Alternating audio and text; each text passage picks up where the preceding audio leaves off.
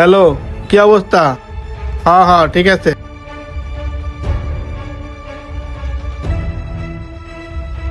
এতগুলো টাকা পাইছি, দেখার আগে লয়ে যাই। ওরা তো দুজনে টাকা নিয়ে গেল, তাহলে আমার অফিসের জন্য কি ভালো কর্মী পাবো না? দেখি, এখনো তো একজন বাকি আছে। আরে ভাইয়ের টাকাটা মনে হয় পড়ে গেছে। এখানে তো মনে হইতেছে অনেকগুলা টাকা। ও কি টাকাটা নিয়ে যাবে?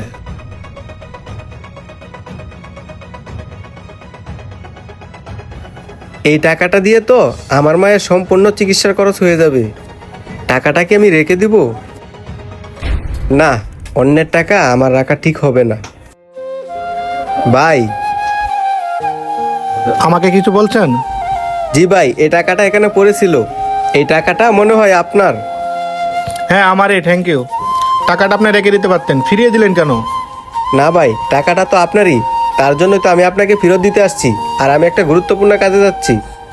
এই টাকাটা আপনার দরকারি হতে পারে। উপরওয়ালা যে আমার 2 মুঠো ভাত খেতে দে, তাতে আমি আলহামদুলিল্লাহ। Good, very good. আপনার চিন্তা ভাবনা অনেক ভালো। আপনি একদিন অনেক উপর উঠতে পারবেন, এই চিন্তা ভাবনাটা ধরে রাখেন। তো আপনি কোথায় যাইতেছিলেন? আসলে ভাই, আজকে আমার একটা চাকরির ইন্টারভিউ আছে, সেখানে আমি যেতেছি। বেস্ট অফ লাক, ভালো থাকবেন। আচ্ছা ভাই, আমার জন্য দোয়া করেন। তাহলে ভাই আমি আসি। এতক্ষণে আমি একজন যোগ্য কর্মী পেলাম। আমার অফিসে এরকম একজন আদর্শবান কর্মী খুঁজছিলাম। যাক, ভালো হইল। আপনার আমার সাবজেক্ট একই। ভাই, ইন্টারভিউ কি এই অফিসে হবে? হয় আমরা ভুল জায়গায় আসছি, নয়তো এই লোকে ভুল জায়গায় আসছে। না হলে এই পোশাক পরে কেউ ইন্টারভিউ দিতে আসে? হ্যাঁ ভাই, ঠিকই কইছেন। দেখেন, এই তো খ্যাত মার্কা লোক আইছে ইন্টারভিউতে, আর এইসব ইন্টারভিউ কি আমাদের সাথে টিকবে ভাই?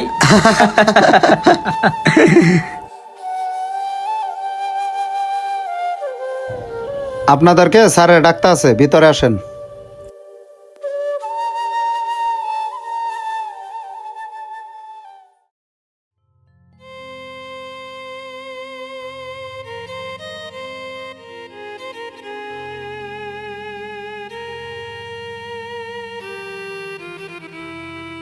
স্যার, আমি আপনার কোম্পানির পোস্টের জন্য পারফেক্ট আছি, কারণ আমি সমস্ত কিছু ম্যানেজ করতে পারি। স্যার, এই পোস্টের উপর আমার 4 বছরের অভিজ্ঞতা আছে। আমি জানি এই কোম্পানি কিভাবে উন্নতি করতে হবে। কোম্পানি উন্নতি করতে না পারলেও আপনারা নিজেরা উন্নতি করতে পারবেন। তার জন্য আপনারা নিজেদের ইমানও বিক্রি করে দিতে পারেন। স্যার, কি বলতেছেন এগুলা? আমি আপনাদের জবটা দিলাম, কাল যদি কেউ আপনাদেরকে বেশি টাকা দেয়, তখন তো আপনারা আমার কোম্পানিকে বিক্রি করে ফেলবেন। স্যার, এমনটাও হবে না, কারণ আমি সব সময় কষ্ট করে ইনকাম করতে চাই। ও আচ্ছা, আজকে সকালে যে লোকটা টাকা পড়ে গেছিল, সেই টাকাটা ওনাকে ফেরত না দিয়ে আপনাদের পকেটে বললেন কেন? আপনারা জানেন টাকাটা আমি ফেলেছি, জেনে শুনে টাকাটা পকেটে বললেন কেন? আপনারা কেন ইন্টারভিউ দিতে আসছেন?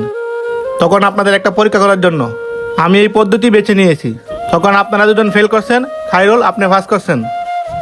আমার কোম্পানির জন্য সৎ একজন ম্যানেজার দরকার। আপনাদের মতো ইমান বিক্রি করার লোক আমার দরকার নাই। কি আর করার, আপনাদের ইন্টারভিউ হয়ে গেছে, আপনারা এখন আসতে পারেন। সরি স্যার, আমরা বুঝতে পারি নাই আপনি যে আমাদেরকে পরীক্ষা করছিলেন। আপনারা এখন আসতে পারেন। আর হ্যাঁ, টাকাগুলো রেখে যান।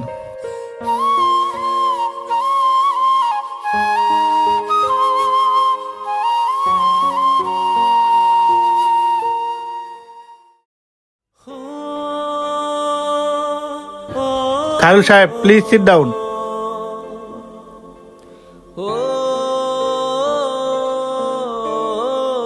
শুনেন, সবসময় সৎ থাকবেন, তাহলে দেখবেন ইহকাল পরকাল সবার উপরে থাকবেন।